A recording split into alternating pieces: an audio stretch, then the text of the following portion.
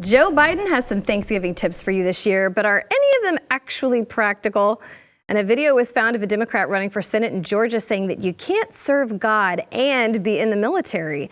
I'm not so sure our troops would agree with that.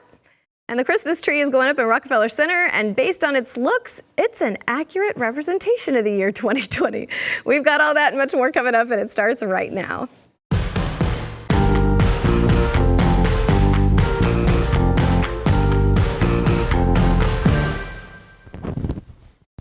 Hey there, happy Wednesday. Welcome to the news and why it matters. I'm Hillary Kennedy. I'm still filling in for Miss Sarah Gonzalez while she's out on maternity leave. And today is a great day because not only do I love the name Jason, I have two of them here at the table, so I'm pretty pumped up about that. First, Jason Buttrell, our head writer and chief researcher for Glenn Beck. The lesser Jason at the table today. You're the Jason. You tweeted about me earlier today. I saw that. I did. Was trying to figure out who that was. Yes, and our new friend Jason Whitlock, who is the host of Fearless with Jason Whitlock. Thank you for being here. Good to be here, guys. We're glad to have you here in Dallas. You came from Nashville, right? I did come from Nashville, the greatest place on earth.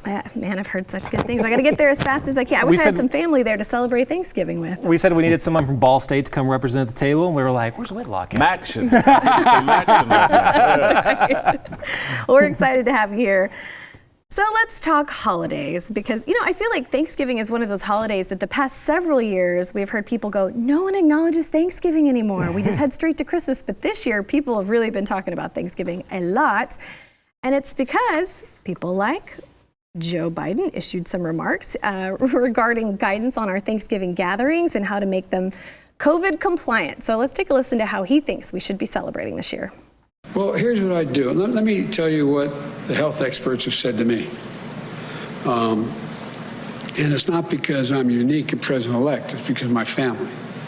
They strongly urge that if, in fact, we're going to have Thanksgiving with anyone, that we limit it to a maximum. They suggest 5 people, maximum 10 people, socially distanced wearing masks, and people who have quarantined. So Jill and I spent this morning, like many of you, trying to figure out what are we going to do for Thanksgiving? How are we going to do it? And we've narrowed down which family members and that they were tested, recently tested in 24 hours. And so I would strongly urge, for the sake, not just your sake, for the sake of your children, your mother, your father, your sisters, your brothers, whoever you get together for Thanksgiving, think about this. There should be no group more than 10 people in one room at one time, inside the homes. That's what they're telling me. They're telling me they're, making sure that that's the case. And I have the more potent mask behind this one. I took it off when I came out here. I wear it inside this, that to be masked. It saves lives. And so, look, I just want to make sure that we're able to be together next Thanksgiving, next Christmas. So that kind of sounds like he was saying that if we don't follow all of those orders, that next Thanksgiving, next Christmas, Hanukkah, all of that, we'll be dealing with this all over again. So ideally, he wants us to stick to about 5 people in a household and wear a mask. How are we supposed to celebrate Thanksgiving wearing a mask? Because they're saying put it back on in between bites, and a lot of folks are saying eat outside. It's impractical, particularly wearing the mask around family members.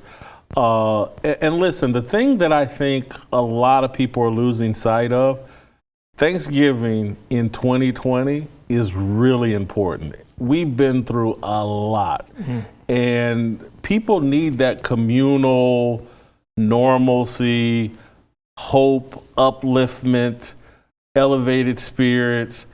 And because, again, you can die from more than COVID. Depression, suicide. People's lives have been pretty miserable in 2020.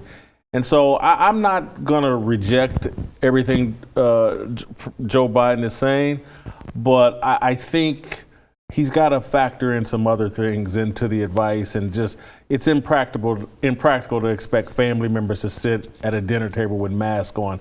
It's not happening on a daily basis. So why would it happen on Thanksgiving? I'd be much more willing to listen to people like Joe Biden, other prominent members of the Democratic Party, on their science behind their mask mandates if they would all adhere to them as well. You know, if there wasn't a Gavin Newsom out there partying it up, you know, while he's also telling people to but make sure there's only 10 people in your house for frickin' Thanksgiving, you know, your own family members. I'd be much more willing to listen to him then. Now, that's not to say I would do it. You know, Joe Biden can urge whoever he wants. I'm not going to adhere to what he urges me to do with my own family on Thanksgiving. I'm just not. Maybe that's the libertarian in me saying that, but you know, I really don't care what he urges, you know, on or off that.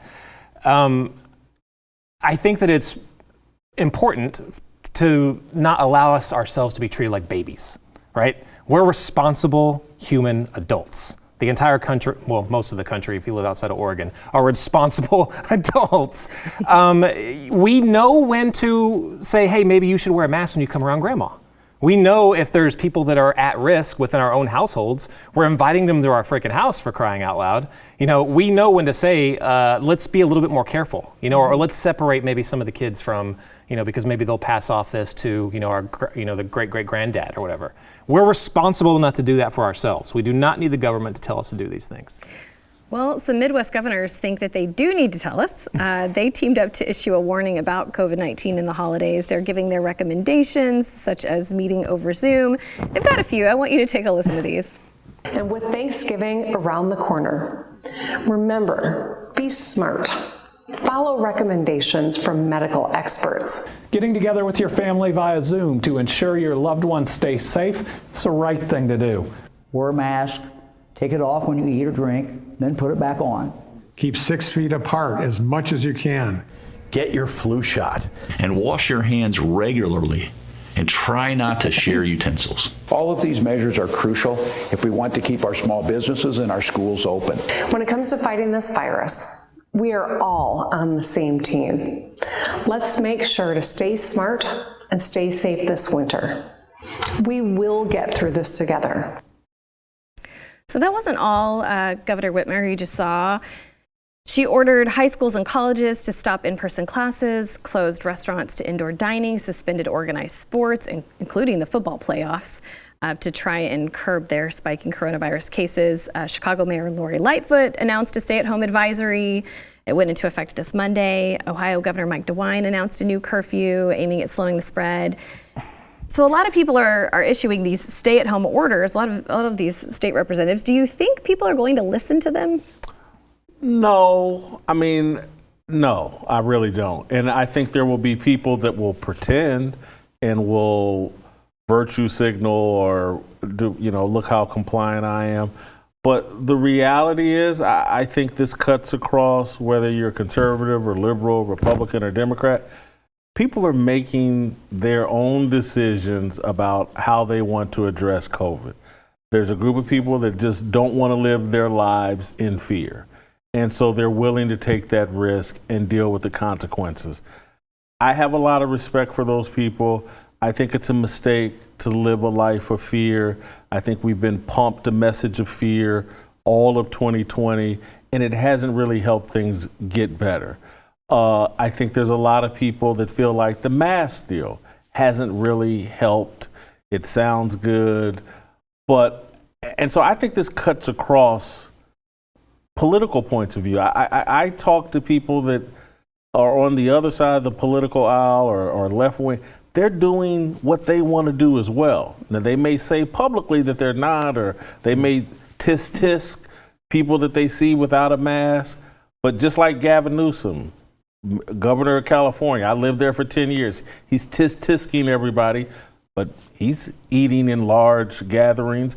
I live in Nashville. I've been to restaurants and bars where there's certainly more than 10 people there. And I'm not saying everybody should do it, but that's how I want to live my life.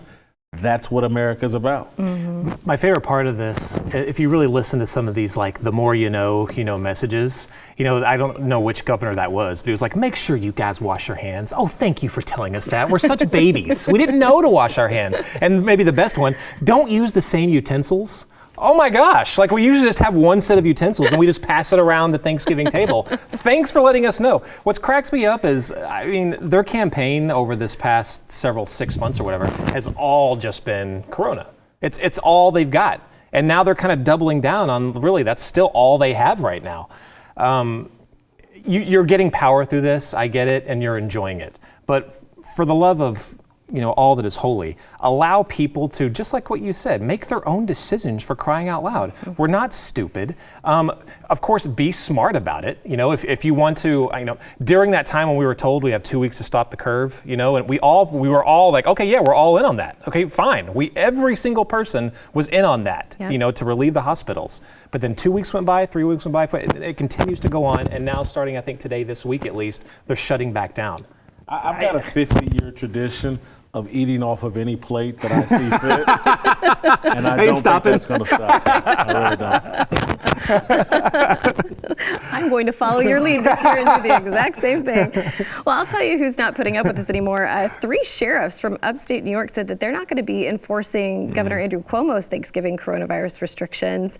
Now, he didn't say how these restrictions would be enforced. He's leaving that up to the local authorities. And that's why they're saying, your house is your castle. And one of the sheriffs said, as a sheriff with a law degree, I couldn't in good faith attempt to defend it in court, so I won't. Who and how many people you invite in your home is your business, unlike outdoor gatherings, which may receive a police response if disorderly or other violations of public nuisance laws occur. So, these sheriffs are saying, we trust the residents to have their best judgment in mind, take precautions when around those who are particularly vulnerable, but make your own decisions. I feel like this really shows how crucial your local sheriff is. Oh, absolutely. Absolutely. I tell you what, sheriff departments and your local sheriff, your elected sheriff, literally will be the saving grace if the government ever does decide to come crazy down on everyone and governors, mayors, whatever, are trying to push things that are blatantly against the Bill of Rights, the Constitution, your local sheriff will be your saving grace. So if you don't know who your sheriff is, get to know your sheriff. If you were never involved in electing a sheriff, make sure you know the sheriff that you're electing and get to know him very well. This makes my heart feel so good when you hear that, because you see things. You see they're closing down, churches. Now, do they have emergency powers to do that? Yes, they do to a certain point, but they better damn well have the data to back it up. Otherwise, you're looking at a lawsuit after that. But it comes a certain time when they're saying, hey, guys, go in and break up that church. There comes a point where there's got to be someone in the room that says, guys, this is against the Constitution. We can't do that. If you can't rely on your local police department, damn well better believe that you can count on that sheriff. Mm-hmm. And so thank goodness for those guys. Yeah, they've really taken a stand, which has been nice. Jason, have you seen any crazy restrictions in Nashville where you are? I mean, I know in California, I'm sure you saw plenty. On the daily. We have a pretty crazy mayor in Nashville. Tennessee is a red state. Nashville is a blue city politically. And so, our mayor in Nashville has played some games with the numbers and with positive COVID tests. And he's been, Nashville's got a great entertainment scene, and he has really irritated restaurant owners, bar owners. He's another one of these guys that believes that Corona strikes at 10:01 p.m. Yeah, the smart virus. Shut it all down. I mean, 9:58 p.m. You're perfectly safe. 10:01, things get a little crazy, and Corona just goes wild. And so, again, we're all flummoxed and just don't understand in Nashville. Look, we call it Nash Vegas. It's an entertainment. People come there to have a good time. They don't like going to bed at 10 o'clock. But somehow we figured out that the virus strikes. It's like when the streetlights come on, the virus comes out to play. Yeah. It's pretty incredible, isn't it? Yeah. I tell you what, I don't want to hear anybody's opinion in the government on the lockdowns and all that stuff unless they've actually missed a paycheck over any of this. I don't want to hear from them. I want to hear the people that are not getting paychecks. I went to New Orleans over the summer, and we were just looking for anywhere we thought might. So we were like, if any place the Big Easy is going to have some nightlife, nothing. Everything was boarded up. You walk down Bourbon Street, nothing. I talked to my Uber driver, and she was like, we're screwed. She had another job. She had to quit to do Uber, and she was like, we're banking on college football coming. That's the only thing we have left. That's the only thing that's going to inject some kind of money. They were all done. They were like, I hope they lift this restriction. I know, but no one's talking to them. No one's asking their opinion, and they're suffering. Yeah. All right, so we have to go to break. We do have more to come. First, we want to thank our sponsor, Omega XL. You know, whether it's your back or your knees, neck, or awful shoulder pain, the underlying cause, it's likely inflammation. You have to defeat inflammation or it can cause some permanent damage. Backed by 35 years of clinical research, Omega XL attacks the inflammation that's causing your pain. It is brilliant because pain relievers and topical rubs, they just mask the problem, but Omega XL, it neutralizes the inflammation that causes those painful stiff joints and muscles. There was a doctor that said with my prescription pad, I can't write anything that comes close to doing what Omega XL does. So if you're suffering with aches and pains and stiffness, you need to try Omega XL. So let's get you started. Order Omega XL now, get a second bottle free. Visit omegaxl.com/news. That's omegaxl.com/news, or you can call 800-844-4888. That's 800-844-4888. We'll be back in a minute. Joe Biden's call for unity, it does not seem to be going quite as planned. We're going to start with how it's not working out in sports. Houston Rockets player James Harden wants to change teams because the Rockets owner supported President Trump. So this report surfaced on the Odd Couple podcast this week. NBA insider Rick Butcher said that... Rick Bucher. Bucher, thank you. You're the one that knows all this about this story, I'm sure. So, I mean, they basically said that it's making a lot of these players want to revolt because the owner is very pro-Trump, has never shied away from saying that he supports him. He's met with him several times. The owner even said taking so much power away from the government and putting it back into business is going to be great for American capitalism. And why is America great? One reason, American capitalism. But a lot of these players don't like that. Harden, also Russell Westbrook is also reportedly requesting a trade along with Harden. So, Jason, obviously you are the sports guy. What are your thoughts on James Harden wanting to do this? Hillary, I'm glad you brought this topic up. I wanted to talk about it. I think these guys are using Trump as an excuse for their failure actually on the court. James Harden, Russell Westbrook were brought together to try to win a championship in Houston. It was an utter failure. They both put up some nice statistics, but it just didn't work on the court. Rather than being man enough to accept the responsibility for that failure, they have pivoted to, what? It's Trump. It's our owner. He supports Trump. Get me the hell out of here. And it's embarrassment about their own failure.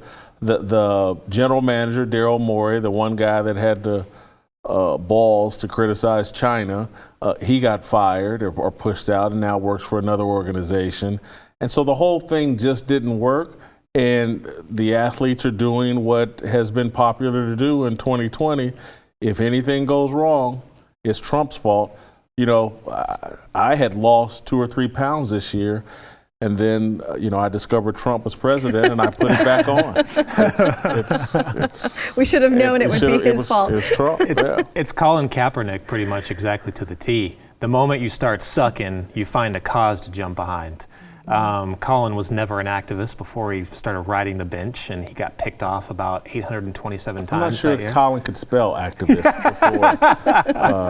before he failed as a quarterback. The ironic thing is if you really are irritated at your owner, for doing something, just stay in your job and just request more money. They're already taking millions from this guy. They're willing to pay James Harden like $50 million. Oh my God.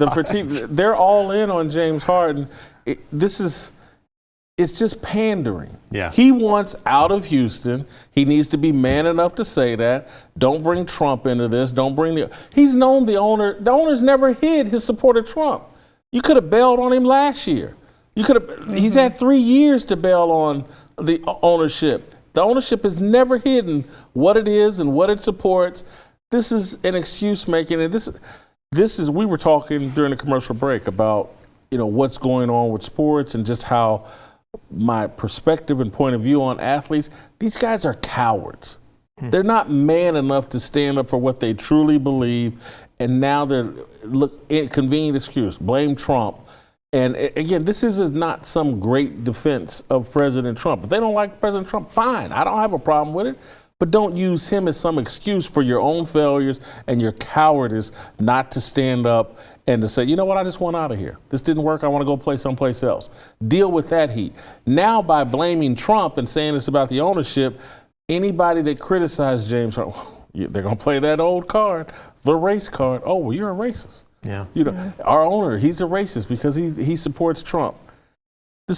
It's cowardice. We keep talking about this COVID pandemic. The pandemic going on in America is cowardice. I'm embarrassed for men across this country. And I'm not trying to be sexist, but men have failed all over this country. It's a bunch of cowards. People won't stand up for what they believe in.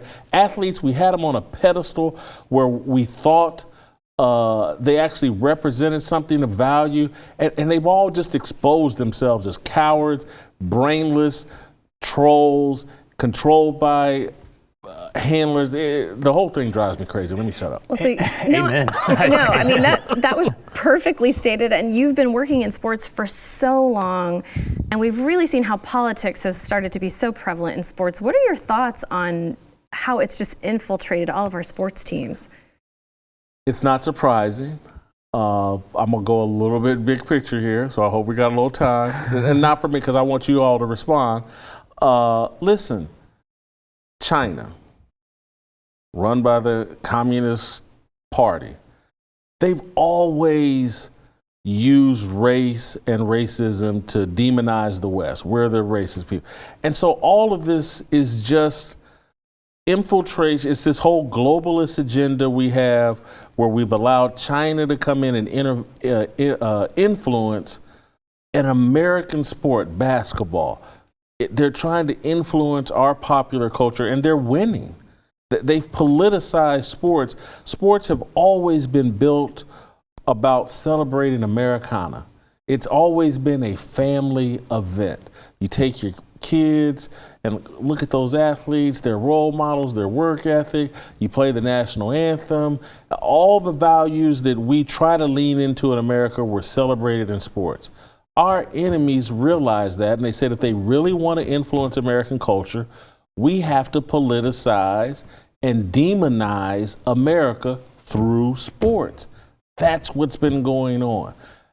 LeBron James, Colin Kaepernick are doing the bidding of China to demonize and provoke all this anti-American sentiment. It's been devastating to our country. It's been devastating to our culture. It's turned a lot of people, as we were talking during the break, it's turned us off of sports in a way. My whole life has been built around sports. I wouldn't be here if I hadn't got a college football scholarship as an 18-year-old kid. In 1984, me and my dad are living in a one-bedroom, 400-square-foot apartment in the ghetto. The only people looking for me were college football coaches. I never got a whiff of the NFL.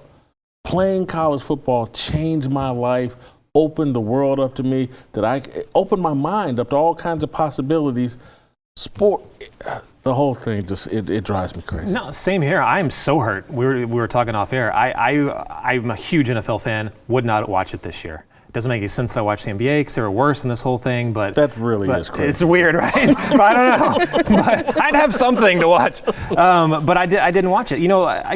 I've been some of the three biggest influences in my life. One, also sports, especially as a young person, military, and church. All three of those, I can say the same thing. Race didn't mean jack crap in either one of those. Wow.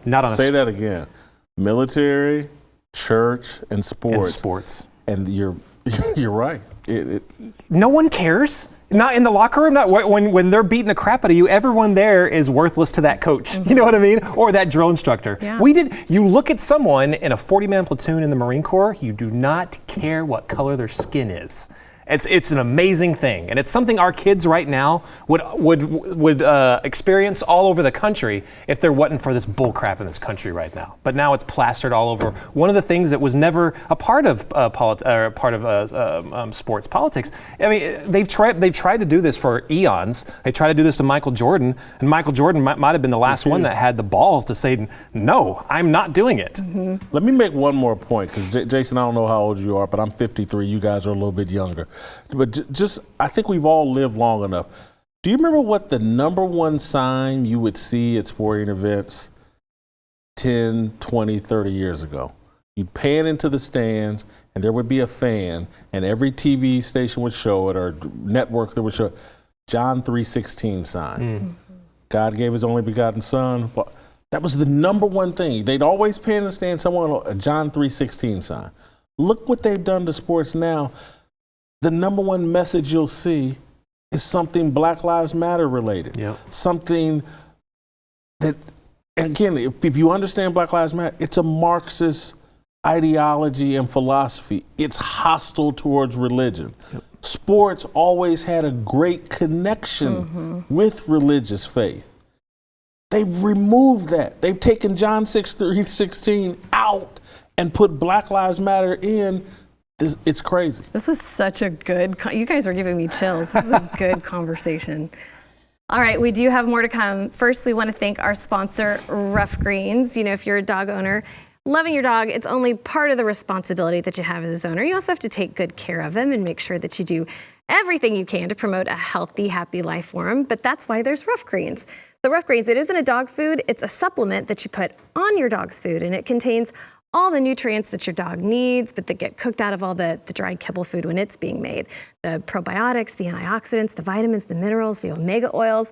Those are just some of the things that your dog needs to lead a healthier lifestyle, and they're all the things that are in Rough Greens. So you can get the Rough Greens Jumpstart bag today for just $14.95 and start the process of getting your dog healthier and happier.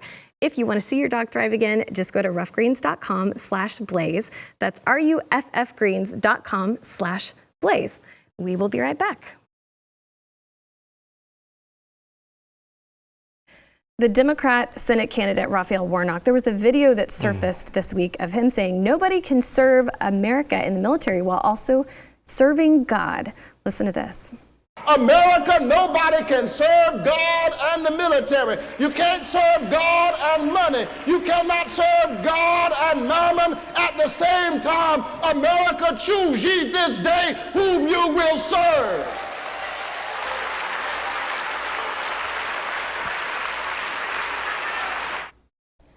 Okay, so I'm going to give you a little background on this. His campaign is claiming that he's referring to the Bible verses about serving two masters. You know, you can't serve God and money, that kind of thing. And he's saying, you know, he was just trying to point out that you need to commit to moral life before pursuing other priorities. But he made this statement in a state that has 14 military installations, and nearly 80% of the state's residents say that they consider themselves to be Christian. So, Jason, you've spent time in the military. I feel like you might have a lot to say on this, that you can't serve both God and the military. For one, the Bible verse he's quoting doesn't say military at all. Mammon isn't ancient Aramaic or Hebrew or any other language for military. It is money. So it sounds like they're doing a little backpedaling there. I know multiple people that joined the military because of their strong faith, and they wanted to make sure that they could protect people that were weaker than themselves. They were the ones putting themselves out there and saying, I will die before you. That's the United States military. This guy pisses me off. Pisses me off hardcore. I just did a big thing. In fact, tonight on Glenn's show, we discuss Raphael Warnock a little bit. But I went through hours of his sermons. And I couldn't tell if it was a church or if it was a Democratic National Convention. Actually, further left than that. It sounded to me like his religion was more radical leftism than anything else. But, you know, I'm not going to question his faith in God. I'm not going to do that. But I will question when you start blending politics and religion together, because it doesn't always work out. Before long, you're just a mouthpiece for whatever ideology you agree with that's also not even in parallel, but also with, you know, your God and your religion. He does it masterfully, and I can see why he has a big following, because he's a very good speaker and he's a very intelligent man. I just think he sucks on politics and economics. But I also, even going further than that, I will say that, and Jason, you might have a lot more on this to say than I do, but I've seen a lot of, you know, there's a huge disconnect between part of the country that thinks that the other side is just evil. They literally think that we're evil. And I'm like, where does this come from? And then I look at this like black liberation theology in the church, and it looks like it's bluntly being preached there. Critical race theory, everything's based off of race. The church has never been about that. The church has always been, no, race has no difference. Jesus was the one that said Gentiles, Jew does not matter. That's what we should be teaching in our churches, and not politics. I mean, obviously you call something out if you see something truly evil that a politician does, you call it out. Right. But this goes way beyond that. And I think it's sad because it's further splintering us apart. It's not bringing us together. Yeah, I'm not qualified to question his belief in God. That's something between him and God. I would question his understanding of religion, of God, of Christianity. I'm not sure what denomination of church he's talking about, but I hear his message as just a clear statement of what he's really saying is, you can't serve this country and serve God. America's evil. You can't be patriotic and be a Christian is basically his message. And it's a sad message. And someone like you that has served in the military, my dad, my uncles, my brother, all served in the military, all had their lives transformed in a positive way by the military. And then as a religious person, as a theologian or somebody like, Christians are persecuted. There's a long history of that. I think the Bible actually writes about it, I think. And so if there's a group of people that have been persecuted, perhaps that's why you have a military, to protect a country that guarantees your religious freedoms, unlike a lot of countries around the world, and particularly communist, socialist countries that are hostile towards religion. But we were, and unfortunately we don't seem to be anymore, but we were a Judeo-Christian society. That was our founding principles, and that's what got us to greatness. We guaranteed religious freedom, and understanding that, you know, we were mostly a Christian country, or just even a faith-based country. We need protection because we will be persecuted. And so the walk of a Christian is a dangerous walk. It's not a popular walk. He has crafted a message to make him popular with the mainstream media. He's actually serving the media and democratic politics more than he seems to be serving God. And it's been unfortunate to where I think for a lot of black people, and I don't want to generalize about us, but we've made politics our religion, or we've made race our religion more than the worshiping of God and the principles taught in the Bible. And so he's just off into that political lane that's very popular. Barack Obama was the key to making this happen. Right now, I hate to say it, but Obama's like the Jesus of black people right now. We're worshiping man and we're not worshiping God. And it's really sad. I hear what the guy's saying and it just makes me sad. I don't see how going back towards like an LBJ war on poverty, Great Society type plan is what is going to help minority communities. What has it done? You know, I don't understand. Like, I guess, have you seen, like, there's the walk away movement, you know, people like Candace Owens. Is there more of a, hey, like, maybe this is a con? Maybe we've been lied to? I think I think we saw some of that in the election in terms of black people waking up to like, hold on, man, we used to like Trump and now he's the worst thing in the world and maybe we're being lied to. I do start to think there is an awakening, but I also think the Democratic Party and the left have executed a masterful plan in terms of making race the center of black identity. Again, no other skin color has to live up and be you don't wake up every day like, I need to be as white as I possibly can be. Where black people are literally waking up, I gotta show how unapologetically black I am. I'm gonna be celebrated over social media for doing something black. And other groups, everybody else is like, man, I want to show the world how intelligent I am.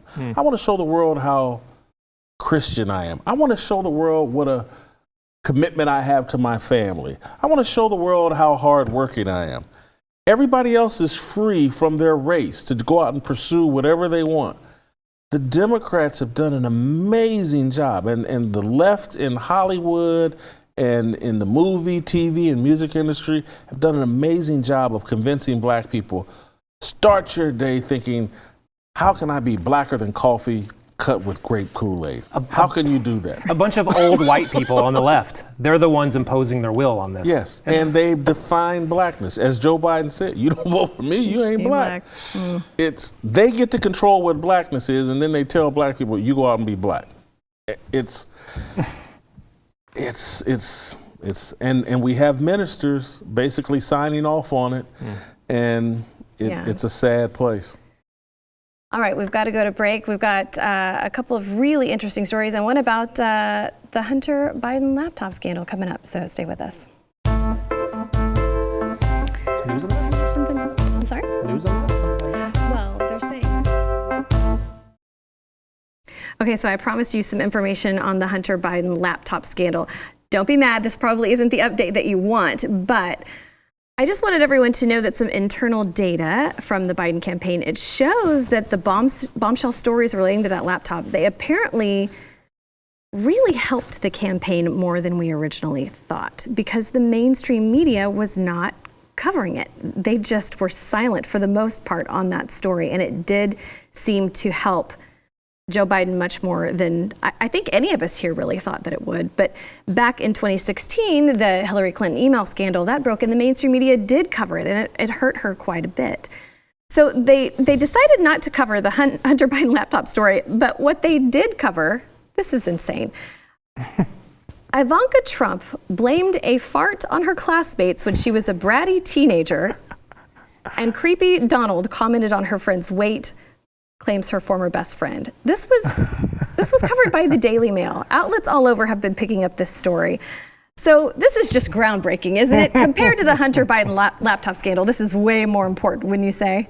Oh, yeah. Come on. I mean, it's just nuts, isn't it? Is this the me fart movement we got going on now? Because I'm going to get busted, cold busted, if that's what this is. Absolutely ridiculous. I mean, if you didn't think that the mainstream media was in bed with a certain, political party, then come on, case in point right there. They did not want this to come out. And the Hunter Biden laptop story, even if there's not more proof that comes out and there's a smoking gun, if anything, it proves that the kind of capitalism that the left claims to hate is now their poster boy. Mm-hmm. Like, crony capitalism cannot happen without private businesses and someone in the government colluding together so they can enrich themselves. That's exactly what Hunter Biden was doing, just because he was lucky enough to be born into a privileged class. Yep. The privileged class, so he could follow his dad all over the world and enrich himself with millions. That's exactly who they elected. And again, they claim to hate that. Right. But now they're cheering for him and doing celebrations out in the streets. Exactly. Look, I'm going to do Twitter's job here and put up a little warning sign that what I'm about to say hasn't been proven or whatever. Listen to this carefully, because the Biden story just doesn't do it for me, only because I think even if they had covered it, there's so much voter fraud here that it wouldn't have mattered. Donald Trump could have got 20 million more votes, and they would have come up with 21 million more votes. Right. So, I think it's hypocritical and sad that they didn't cover the story. Yep. But this election, to me, and I know Twitter, put up your disclaimer if they run this clip. I'm probably wrong here, but there was just so much fraud to me that. Well, that's, big tech and the mainstream media. Neither one of them wanted to cover Hunter Biden, but Ivanka passing gas, sure, let's put that everywhere. Okay, I'm going to move on from that story and talk about the new Rockefeller Plaza Christmas tree. Everyone's saying it's very on brand for 2020 because it's 72 feet tall. Right? No, that was 2 years ago. It was 72 feet tall. This year, it's 75 foot. I'm sorry. But people are saying that it's a huge disappointment. They took the protective wrapping off the tree, and the branches kind of, fell into place. And people were like, it's so sparse and it looks terrible. And I noticed this the other day because I saw Charlie Brown was trending on Twitter. And I was like, why is Charlie Brown trending on Twitter? And they were saying, like, Charlie Brown had a sad tree, but they were saying this is like way sadder than that. Oh my gosh. Some experts have said the tree just needs a couple of moments to regain its shape. But do you think this tree's actually going to look better with time, or is this just what we're stuck with for 2020? I don't know if you can change the shape of that. That thing looks pretty dang bad. That pretty much is the epitome of 2020 right there. That to me reminds me of when Clark Griswold, his tree burned down, and he had to go out into the backyard and cut down a replacement. Right. Like something like that. Griswold might have been involved in finding this tree. I got to see, y'all didn't grow up the way that I grew up. That looks like a damn good tree to me. We didn't have trees that good in my house. That looks pretty good to me. I'm always impressed when someone has a real tree. We always had the artificial tree, so Yeah. Our artificial tree didn't look that good. That's a damn good tree. Any Whitlock would be proud to have that tree. Okay, so that begs the question, do you have a real tree now, or do you do artificial? That's always the big argument in my house. I got a little small, tiny artificial tree that my lawyer's wife gave me nice. this year or last year. Very cool. And Jason, real tree or fake tree? What do you do? When the cat started to pee weird colors, we went away from the real trees. So now all we do is the artificial one. Yeah, I do the artificial as well. All right. Well, so, I guess there won't be as many people visiting New York to see the tree this year. So if you're disappointed in it, you probably aren't going to visit. That tree will be looted within 24 to 48 hours. Don't worry about it. Right. It's a symbol of oppression, that Christmas tree. Get it? We might not have to worry about it. Well, we have gone down. In 1999, the tree stood at 100 feet. Now we're at 75, so it's just getting smaller and smaller every year. But it sums up 2020, so they're doing the best that they can. Good for you, New York City. Most people aren't allowed to leave their homes to see it anyway, so I know. You're not missing anything. All right, we got to go to break. We'll be back with our question of the day. That's so sad.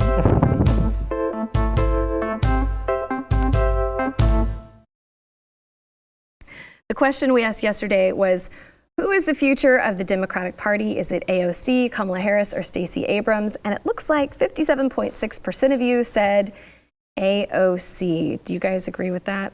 That's weird, because you would think some kind of intelligence would need to be the future of the Democratic Party, and I'm just not seeing any really at all on that, especially not AOC. That's extremely depressing right there, and it's also kind of telling that you could not put a moderate on that list. You really could not. And that actually, let me play it fairly. You probably could not put a moderate on either list if it said the Republican Party or the Democrat Party. Yeah. The country is growing apart. It's just the way it is. The person that embodies left-wing populism is going to be the Democratic Party. The person that embodies right-wing populism is probably going to be the Republican Party. Yeah, I don't see any of those three being the future of the Democratic Party. I think 2022 is going to be the final death knell for the Democratic Party, and they're going to have to totally revamp. On the Republican side, and I know no one asked me that, but I'm kind of high on Josh Hawley out of Missouri. He reminds me of a Republican version of John Kennedy. And again, I'm a little bit biased. I've known him since he was a kid in Kansas City. He was a high school football player in Kansas City when I was a sports writer there. But I'm high on Josh Hawley. Well, so that leads me to today's questions. Who is the future, or question, I don't have more than one.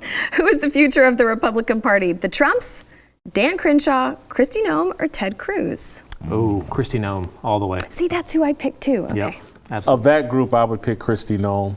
Although I do think the Trumps and maybe Donald Trump Sr. or Jr. will be in play. Absolutely. But Kristi Noem, I would pick out of that group. Yeah. I may move to her state if things get any crazier. Kristi Noem you can tell she not only is a conservative, she believes it, and she understands it to the core. Yes, totally lives it. Anybody else on the list, to include the Trumps or even Dan Crenshaw, who's closer, I would say I don't fully believe that they believe it in their core. She's a standout. Yeah. All right, so Jason, if people want to follow you, know more about you, where can they go? Outkick.com. I got an archive there, or you can catch me over at Twitter at WhitlockJason. Perfect. And Jason Buttrell, you're on Twitter too. Awesome. Thanks for being here, guys.